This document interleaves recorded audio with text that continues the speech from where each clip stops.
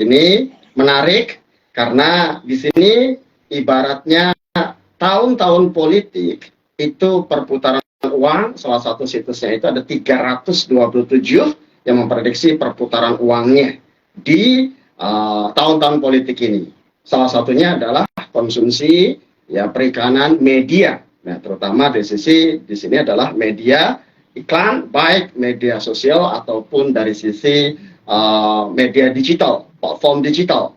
Nah, ini nanti kita akan bedah sama-sama terkait dengan ya satu saham WiFi.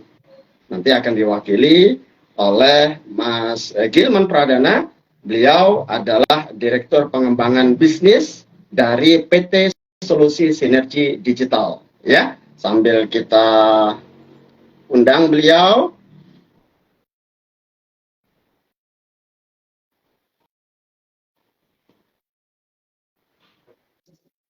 Yes, halo. Halo. Suara saya cukup jelas, teman. Suara saya cukup jelas. Suaranya cukup jelas, Mas. Oke. Suara cukup jelas. Nah, tentunya di sini ya WiFi atau solusi sinergi digital ya, itu kita akan kupas tuntas. Kenapa, teman-teman? Ya, kenapa? Karena sebagai investor saham ini ya tentunya kita harus tahu why ya, membeli suatu saham tersebut, baik sisi fundamental maupun sisi teknikal. Prospeknya bagaimana? Nah, apalagi ini di tahun-tahun politik, perputaran uangnya cukup besar, salah satunya sektor yang terdampak itu adalah di digital marketing. Nah, di sini plus kebutuhan data. Kalau kita bicara data ini, ya connectivity internet ibaratnya kayak kebutuhan primer, teman-teman ya. Sandang, papan, pangan, sekarang data, internet. Nah, ini kita ambil posisinya adalah WiFi ini ya, cukup menarik secara sektornya, teknologi. Nah, ini kita langsung ya kenalkan Pak Gilman Pradana sebagai ya Direktur Pengembangan Bisnis PT Solusi Digital TBK atau singkatannya WiFi. Selamat malam Pak Gilman. Halo, selamat malam Mas Gembong. Terima kasih, malam-malam ini kita sudah bisa diskusi ya dengan WiFi yang diwakili oleh Pak Gilman. Pak Gilman, bisa diceritakan WiFi ini perusahaannya apa sih? Produknya apa? Nah, silakan Pak Gilman. Baik, terima kasih Mas Gembong dan teman-teman sahamologers ya. Sebutannya ya, sahamologer. Betul. Saya kenal sahamologer. Ya, sahamologer. Saya kenal sahamologi mungkin udah lama banget dan itu mulai dari awal-awal saya juga berkecimpung jadi investor juga sama kayak teman-teman ya. Jadi sahamologi udah lumayan lama nih mengedukasi kita ya terkait dengan pasar modal, tentunya terkait dengan saham, obligasi, reksadana dan lain sebagainya. Oke. Jadi perkenalkan nama saya Gilman, saya direktur dari PT Solusi Sinergi Digital TBK. The brand is Search ya, Surge gitu orang bilangnya. Search, tapi memang kalau bicara pada saham kita adalah WiFi di Bursa Efek Indonesia. Kita melantai di tahun 2020 ya, jadi itu udah paling akhir di Desember 2020 ya. Jadi dan memang waktu saat kita masuk ke bursa, perusahaan kami memang memiliki segmen bisnisnya adalah di periklanan ya. Tapi kalau mungkin teman-teman ikuti perjalanan kami, ya, perusahaan kami ini bertransformasi menjadi perusahaan sekarang adalah ekosistem digital. Ya, we are a tech company. Ya. Kita adalah perusahaan teknologi, makanya sekarang sejak di tahun lalu ya, tahun lalu kami sudah ada di IDX Techno, ya, udah tidak lagi di consumer. Nah, company sendiri memang starting di tahun 2012, ya, founded sebagai perusahaan trading company ya, memang trading of goods. Nah, setelah itu memang kita shifting menjadi perusahaan periklanan. Tahun 2014 itu udah mulai aktivitas periklanan. Basisnya tadinya adalah out-of-home media, terus berkembang jadi digital atau out-of-home. Dan kita sadar digital makin lama makin butuh konektivitas. Gitu ya. Jadi balik lagi perkembangan ini bukan hal yang tidak nyambung, tapi berkesinambungan. Tadinya kita trading company masuk ke bisnis advertising, out of home media, masuk ke digital out of home, digital advertising. Setelah itu kita ternyata butuh konektivitas, kita masuk ke bisnis konektivitas, dan sekarang kita berfokus kepada infrastruktur konektivitas ya, atau infrastruktur telekomunikasi. Ya, 2016 kita udah mulai juga yang terkait dengan free wifi, advertising. 2019 kita sudah bekerja sama dengan apa namanya KAI, salah satu mitra kami ya, untuk di bisnis advertising maupun penyediaan wifi ya.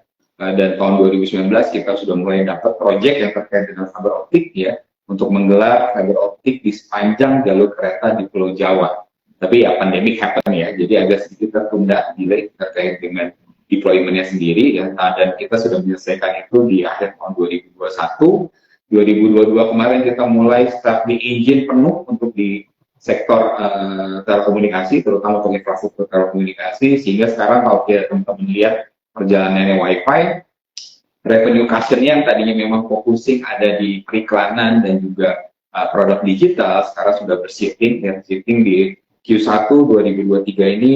Kontribusi dari sektor teknologi atau sektor infrastruktur konektivitas itu sudah mencapai 28%. Di first half kemarin sudah capai sekitar 33%. Jadi balik lagi, kami perusahaan ini bertransformasi, yang tadinya adalah perusahaan berbasis advertising, sekarang sudah berbasis sebagai infrastruktur telekomunikasi. Mungkin itu singkatnya. Dimana memang kalau bicara segmen bisnis tadi tiga yang utama, kita bicara infrastruktur konektivitas itu adalah major kami sekarang. Yang kedua advertising, kita nggak tinggalkan, one of the oldest business yang masih berkontribusi terhadap pendapatan kami. Yang ketiga adalah produk digital. Ya tentunya kalau kita bicara infrastruktur telekomunikasi, persaingannya kita bilang kalau kita bicara infrastruktur komunikasi sekarang, justru kita sedang mencapai market yang niche ya, di mana emang kami berusaha untuk mengoptimalkan backbone yang kita miliki. Backbone yang kita miliki kan jalur kereta nih, otomatis secara demand ya, kita mengikuti jalur backbone yang kita miliki ya. Dan secara demand ini kalau kita lihat penduduk yang tinggal di sekitar jalur kereta di Pulau Jawa itu sangat padat teman-teman ya, karena sivilisasi di Jawa ini terbentuk sejak 100 tahun yang lalu ya, zaman kita masih dijajah Belanda. Rel kereta menjadi salah satu pembuka kota-kota baru ya, populasi baru, sehingga proximity-nya besar ya. Itulah alasan kami kenapa masuk ke infrastruktur telekomunikasi yang memfokuskan diri di jalur-jalur yang kita bilang secure ya, yaitu jalur kereta, ataupun sekarang kita sudah berekspansi juga ke jalur tol untuk membangun infrastruktur fiber optik. Itu yang utamanya. Jadi itu mungkin ya sebagai pembuka kali ya Mas Gembong ya. Terkait dengan wifi, bahwa sekarang memang kami adalah perusahaan teknologi, fokusnya di infrastruktur telekomunikasi, tapi juga kita tidak meninggalkan beberapa revenue cushion lainnya ya, terutama di sektor advertising ataupun digital product. Gitu. Oke, thank you Mas Gilman, informasinya sangat lengkap. Jadi kita bisa tahu ya, dari sisi wifi ini sebenarnya sudah berdiri sejak 2012, 2019, 2018 itu sudah masuk ke fiber optik. Nah, yang fiber optik di sini yang disasar itu yang sangat signifikan itu terkait dengan jalur kereta Jawa. Semua ini udah hampir jadi base-nya gitu kan, dan itu sudah diselesaikan di 2021 ya, jalur fiber optiknya. Kita memang operasional penuhnya untuk fiber optik ini sendiri adalah di akhir tahun 2022 ya. Tentunya kami juga menunggu semua terkait dengan perizinan lengkap ya, sehingga kita juga bisa berjalan ya, dan sudah mulai bisa menghasilkan ya itu secara operasional itu dari klien-klien di sektor telekomunikasi ini pada akhir tahun 2022. Sehingga revenue-nya baru jalan ya. Jadi buat kami ini adalah tahap sedang kita bilang akan take off ya. Jadi kita memang baru hadir di market, baru mulai berkembang gitu ya, dan kita terus mengembangkan infrastruktur kita yang tadinya sekarang ada di jalur kereta 2.800 km, baik itu jalur kereta di utara, di selatan, dari Merak sampai dengan Banyuwangi. Sementara ke depan kami terus akan membangun jaringan fiber optik backbone kami di sektor yang lainnya, gitu ya. Karena jalur kereta sendiri masih banyak yang bisa kita bangun, ya. Di pulau lain pun masih ada jalur kereta yang bisa kita bangun. Jadi harapan kami ya ke depan kita terus mengembangkan infrastruktur, ya, terus memberikan manfaat, karena balik lagi ada alasan Mas Gembong kita membangun di jalur-jalur seperti ini. Satu, kita berusaha untuk mencapai low cost capex, ya, sehingga kita juga bisa memberikan konektivitas yang lebih terjangkau, tapi tetap dengan kualitas yang baik, ya, karena memang ini jalur secure. Itu sih Mas Gembong.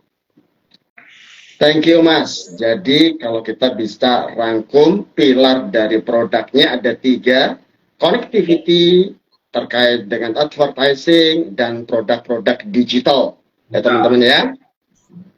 3 hal tersebut. Nah kalau kita lihat dari sisi portofolio klien, itu luar biasa Mas Gilman. Produk dari sisi WiFi ini ada 2 segmen BUMN dan segmen swasta terbesar pun itu sudah menjadi kliennya. Mungkin bisa diceritakan kira-kira mereka menggunakan sisi produknya WiFi itu dari sisi produk yang mana, Mas? Oke, jadi ini kita bicara klien, ya. Kalau klien tentunya ya dari 3 segmen bisnis itu, ya. Tentunya kalau kita bicara bisnis yang paling lama di WiFi ya dengan advertising. Klien kita lebih dari 300 company, ya, yang memang sudah pernah menjadi klien dan saat ini juga menjadi klien di search untuk di bisnis advertising. Nah, untuk di bisnis konektivitas sendiri, meskipun kita baru mulai di tahun 2022, tapi memang secara market acceptance-nya cukup cepat, ya, cukup cepat. Saat ini mungkin yang sudah partner ataupun klien-klien yang sudah terkoneksi dengan kami lebih dari sekitar 120 company, ya, itu di telekomunikasi yang saat ini bermitra dengan kami, ya, itu baik mereka sewa kabel fiber optiknya, gitu ya, atau kita biasa sebut kalau di komunikasi di industri telekomunikasi ini kan sebutnya core lease, penyewaan core fiber optik, gitu ya, ataupun penjualan bandwidth, ya, karena kami juga menjual bandwidth, kapasitas bandwidth per Gbps, ya. Kalau teman-teman mungkin di rumahnya Mbps basis, ya, 40 Mbps, 50 Mbps, 100 Mbps, memang kita jualnya sebagai backbone provider adalah wholesale, gitu ya. Kita jualnya per Gbps per bulan, gitu. Nah, itu salah satu produk juga. Terus juga kami juga membangun data center, ya, mini data center scale-nya, gitu ya. Mini data center ini kita sebut dengan edge data center. Jadi Mas Gembong, edge itu artinya ujung, gitu ya. Ujung, maksudnya apa sih? Data center yang di ujung, artinya data center yang lebih mendekat kepada user. Ya, karena ke depan kita melihat eranya edge computing, ya, dimana memang sekarang kita punya banyak hyperscale data center, betul ya? Kita punya banyak hyperscale data center dan terus berkembang. Banyak hyperscale data center baru yang dibangun. Itu adalah gudang besar, ya. Yang kita bangun yang research bangun adalah gudang-gudang kecilnya nih, Mas, ya. Gudang-gudang kecilnya. Jadi kita punya sekitar sekarang 55 site lokasi, itu adalah edge data center yang sudah terbangun, gitu ya. Tentunya usage ke depannya banyak. Yang saat ini sudah kita lakukan, salah satunya kami sudah berpartner dengan Huawei Corp dari sejak tahun lalu, ya. Jadi kalau teman-teman menikmati konten TikTok, IG, ya, ataupun konten-konten lainnya memang yang di host di Huawei Corp, ya. Kok sekarang kerasa lebih cepat, misalnya di kotanya yang di Bandung, Jakarta, ataupun di Bogor ataupun kota lainnya, karena memang secara konten sudah didistribusi, Mas. Ya, jadi ada yang namanya bisnis kita adalah konten distribution network, CDN, gitu ya, content distribution network. Nah, itu yang kita kembangkan terus. Tentunya kami berpartner ke depan dengan kita penjajakan partner ke depan dengan cloud provider yang lain, dengan content provider ataupun lainnya. Karena kita melihat connectivity is one thing, konten juga sama, gitu ya. Konten juga ke depan memiliki chance karena kebutuhan orang Indonesia akan konektivitas makin lama makin meningkat. Ya, bisa contoh nih Mas Gembong nih, ya kan, tadinya nonton TV free to air, terus lanjut lagi sekarang pakai set top box, lama-lama sekarang juga udah mulai eranya Android TV, benar ya Mas Gembong ya? Yes, betul sekali. Kalau sekarang itu eranya digital, sosmed, media sosial, nah itu Media butuh sosial, connectivity dan data. streaming, ya kan, OTT, bisnis dan lain sebagainya. Jadi kita lihat ke depan kebutuhan konektivitas orang Indonesia makin lama makin meningkat. Secara size populasi Indonesia gede, ya. Secara kebutuhan per individu juga makin lama makin besar. Ya kan, tadinya handphone cuma buat sosial media, tapi sekarang udah mulai streaming. Mau streaming untuk pendidikan, streaming untuk jualan, streaming untuk yang lain, tentunya butuh kapasitas bandwidth yang lebih besar. Ya, ya, jadi itu yang kita tangkap peluangnya, dan tentunya dengan kita memiliki backbone di jalur kereta ini, yang kita sasar adalah proximity-nya. Di radius 5 km yang sudah kami riset dari jalur kereta itu ada 23 juta rumah tangga, ya, dan di radius 1 km dari jalur kereta ternyata ada sekitar 11 juta rumah tangga. Jadi kita bicara potensi market juga bisa. Jadi kami membuka kolaborasi dengan seluruh internet service provider, karena baik lagi kami adalah backbone provider. Ya, kita hostnya. Tentunya yang jual ke rumah teman-teman kan adalah internet service provider, ya, baik itu yang berskala nasional ataupun berskala lokal, ISP. Jadi kami memang intens ya untuk bermitra dengan banyak ISP, ya, sehingga mereka juga bisa memberikan konektivitas ke rumah-rumah teman-teman, ya, itu dengan jauh lebih terjangkau, ya, dengan kualitas lebih baik juga, gitu. Nah, itu yang visi kami yang kita harapkan ke depan bisa tercapai. Itu sih, Mas Gembong. Yes, menarik Mas informasi terkait dengan data center, karena itu bicara the future-nya. Ya, banyak ya company yang melihat data center itu adalah bisnis future, bisnis masa depan. Ya. Nah, sudah mulai dan sudah ada 55 titik data centernya. Nah, mungkin bisa di highlight ini ya. Itu ke depan menjadi sumber revenue stream utama, ya, atau ya, visi dari WiFi untuk data center seperti apa? Bahkan ada ya kemarin grup ya yang sudah invest 1 triliun gitu di salah satu perusahaan data center gitu.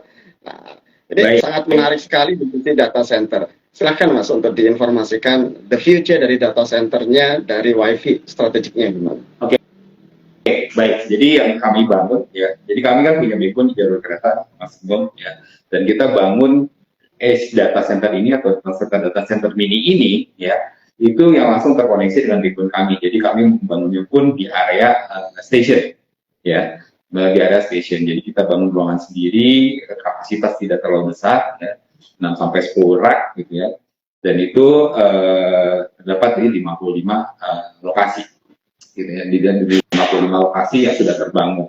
Jadi prinsipnya sebenarnya hampir sama dengan logistik barang. Ya, saat ini pun logistik barang ada hyperscale warehouse, tapi bagaimanapun juga ke depan mereka akan butuh gudang-gudang kecil, karena gimana pun itu distribusi jauh lebih cepat. Gitu ya. Jadi kami pun punya mindset yang sama terkait dengan data dan konten. Ya.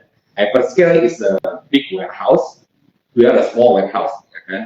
Jadi kita mendekat kepada pengguna, gitu ya. Tentunya harus ada warehouse besarnya yang menampung semua konten yang ada.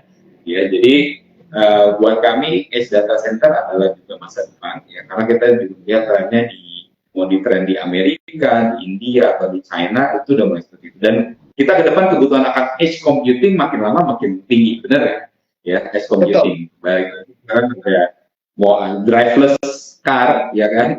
Driverless car, gitu ya, ataupun memang ada otomasi lain lagi, gitu ya, drone lah segala macam, dimanapun juga itu butuh kita bicara edge computing, gitu ya. Itu juga ada persebaran konten, gitu ya. Jadi kami melihat tren itu ke depan, makanya kita sudah membangun duluan edge data center yang langsung terkoneksi juga dengan backbone kami, gitu ya, dengan backbone fiber optik kami di jalur kereta. Itu sih Mas Gembong.